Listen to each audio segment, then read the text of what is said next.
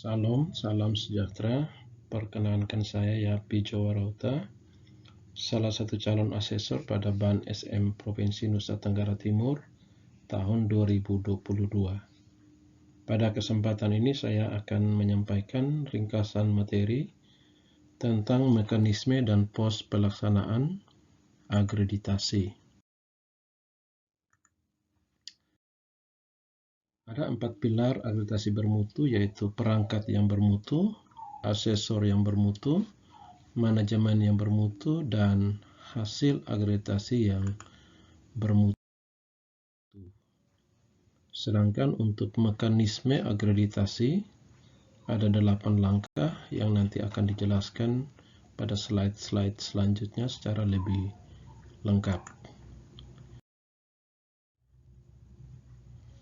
Pos pelaksanaan akreditasi ada 8 langkah, yaitu sosialisasi ESP dan pelaksanaan akreditasi, asesmen kecukupan sasaran akreditasi, visitasi ke sekolah madrasah, validasi proses dan hasil visitasi, verifikasi hasil validasi, visitasi dan penyusunan rekomendasi, penetapan hasil dan rekomendasi akreditasi, pengumuman hasil akreditasi, dan penerbitan sertifikat akreditasi dan rekomendasi.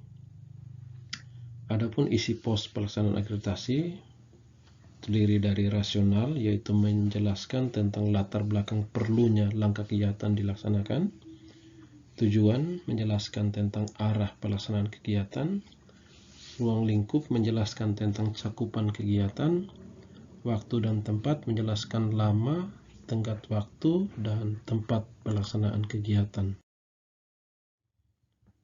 Kemudian tanggung jawab dan wewenang menjelaskan pihak-pihak yang terlibat dalam pelaksanaan kegiatan, beserta tugas, peran, fungsi, tanggung jawab, dan wewenangnya. Langkah kegiatan menguraikan urutan langkah pelaksanaan kegiatan. Kemudian dokumen yang diperlukan menjelaskan tentang dokumen yang diperlukan untuk pelaksanaan kegiatan. Sedangkan hasil menjelaskan produk dan keluaran pelaksanaan kegiatan.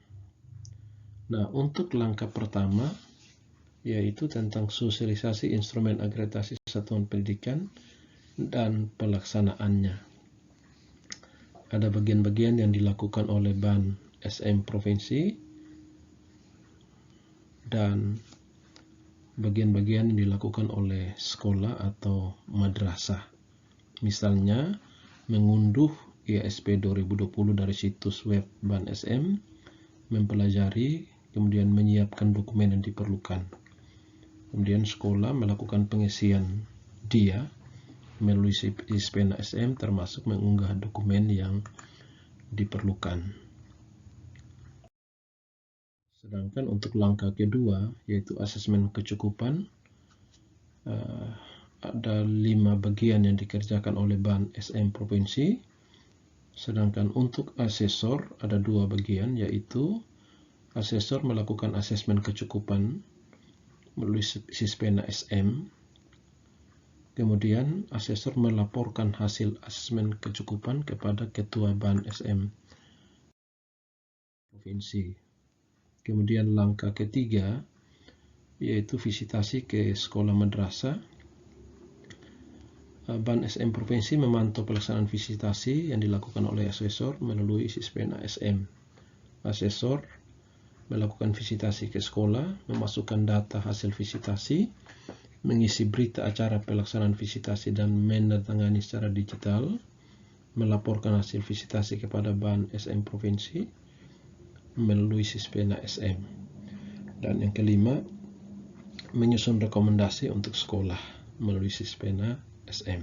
Sedangkan untuk kepala sekolah atau madrasah ada 5 langkah yang dikerjakan, yaitu menerima asesor, menyiapkan dokumen yang diperlukan, memberikan kesempatan kepada asesor untuk bertanya kepada warga sekolah, mengisi berita acara pelaksanaan visitasi dan menandatangani secara digital, mengisi kartu kendali proses visitasi dan menandatanganinya secara digital. Kemudian langkah keempat yaitu validasi dan verifikasi hasil visitasi.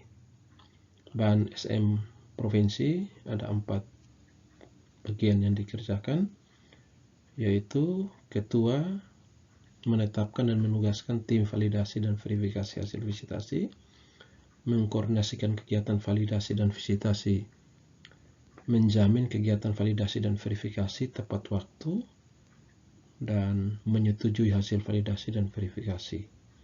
Sementara tim sekretariat menyiapkan data hasil visitasi, menyiapkan seluruh format validasi dan verifikasi yang diperlukan, merekap hasil akhir validasi dan verifikasi.